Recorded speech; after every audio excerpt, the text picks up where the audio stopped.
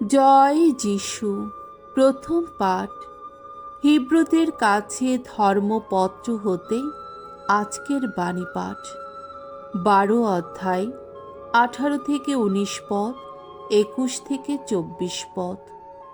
প্রাক্তন সন্ধির আমলে মানুষ ঐশ্য সান্নিধ্য পেয়েছিল সিনাই পর্বতের সেই ভয়ঙ্কর পরিস্থিতিতে।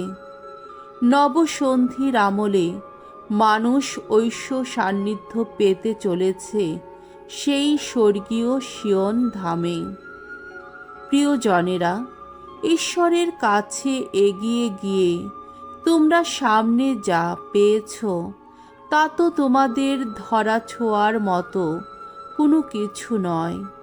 তা তো সিনাই পর্বতের সেই জ্বলন্ত আগুন, সেই অন্ধকার আর ঘন তমস্যা নয়, সেই ঘূর্ণিঝড় আর তুর্যধ্বনি নয়, সেই মহাকণ্ঠের ঘোষণাও নয়, যা শুনে সকলেই তখন মিনতি জানিয়েছিলেন তাদের যেন আর কোনো কিছুই শোনানো না হয়।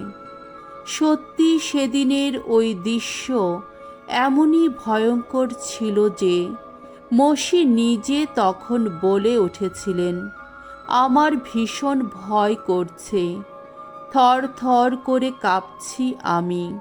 না, তোমরা তো এগিয়ে গিয়ে সামনে যা পেয়েছ তা বরং সেই সিয়ন পর্বত, জীবনময় ঈশ্বরের নগরী, সেই স্বর্গীয় জেরুসালেম। তোমাদের সামনে রয়েছেন মহা উৎসবে সমবেত শত সহস্র স্বর্গদূত এবং ঈশ্বরের সেই সমস্ত প্রথম জাত সন্তানদের মণ্ডলী, স্বর্গের নাগরিক যারা, আর রয়েছেন সকলের বিচারকর্তা স্বয়ং ঈশ্বর। তাছাড়া তোমাদের সামনে রয়েছে সেই সমস্ত ধার্মিক জনের আত্মা যাদের পূর্ণতায় মণ্ডিত করা হয়েছে, আর রয়েছে নতুন এক সন্ধির মধ্যস্থ যিনি, সেই স্বয়ং যিশু, এবং বলিদানে ছিটিয়ে দেওয়া তার সেই আপন রক্ত, যা আবেলের রক্তের চেয়েও মহত্তর সত্য ঘোষণা করে থাকে। প্রভুর বাণী। ঈশ্বরকে ধন্যবাদ। সাম সঙ্গীত 48 অধ্যায় 1 থেকে 3 পদ, 8 থেকে 10 পদ। ধুয়ো, তোমার করুণার কথা ধ্যান করি প্রভু তোমার এই মন্দিরে। আমাদের ঈশ্বরের এই নগরীতে ভগবান কত না মহান, কতই না বন্দনীয়। তার এই পবিত্র পর্বত মাথা তুলে জেগে আছে। আহা, কি সুন্দর! এ তো সারা জগতের আনন্দ নগরী। হ্যাঁ, উত্তর দিগন্তে এই সিয়ন পর্বত, মহিয়ান রাজার এই নগরীটি। ঈশ্বর এখানকার বুরুজে বুরুজে সদাই অধিষ্ঠিত থাকেন। তিনি নিজেই যে নগর দুর্গ, সে কথা স্পষ্টই দেখিয়েছেন তিনি। এতদিন যা কিছু শুনেছি, এবার তা দেখলাম নিজেদের চোখে, স্বয়ং বিশ্বপতি ভগবানের এই নগরীতে, আমাদের ঈশ্বরের এই নগরীতে। দেখলাম এই যে নগরী, ঈশ্বর তা করে রেখেছেন চিরস্থিতমূল। হে ঈশ্বর, তোমার সে করুণার কথা আজকে স্মরণ করি।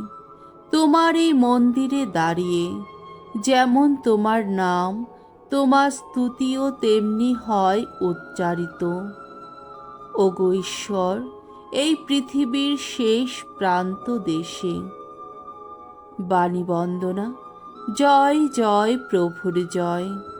আর দেরি নেই, আসছে ধর্মরাজ্য। তোমরা এখন বিশ্বাস করো মঙ্গল সমাচার। জয় জয় প্রভুর জয়। মঙ্গল সমাচার, মার্ক রচিত মঙ্গল সমাচার 6 অধ্যায় 7 থেকে 13 পদ। 12 জন শিষ্যের হাতে নানা আধ্যাত্মিক ক্ষমতা তুলে দিয়ে যিশু তাদের বাণী প্রচার করতে পাঠালেন। একদিন যিশু তার সেই 12 জন শিষ্যকে কাছে ডাকলেন। তাদের তিনি দুজন দুজন করে তার দূত হিসাবে প্রেরণ করলেন। তাদের তিনি দিলেন অপবিত্র যত বিদেহী আত্মাকে বশীভূত করার ক্ষমতা। তিনি তাদের এই নির্দেশও দিলেন যে পথের জন্যে শুধু লাঠি ছাড়া তারা যেন আর অন্য কিছুই সঙ্গে না নিয়ে যান, রুটিও নয়, ঝুলিও নয়, এমনকি কোমরের কাপড়ে পয়সা কড়িও নয়। তাদের পায়ে থাকবে জুতো, তবে গায়ে একটার বেশি 2টো জামা থাকবে না।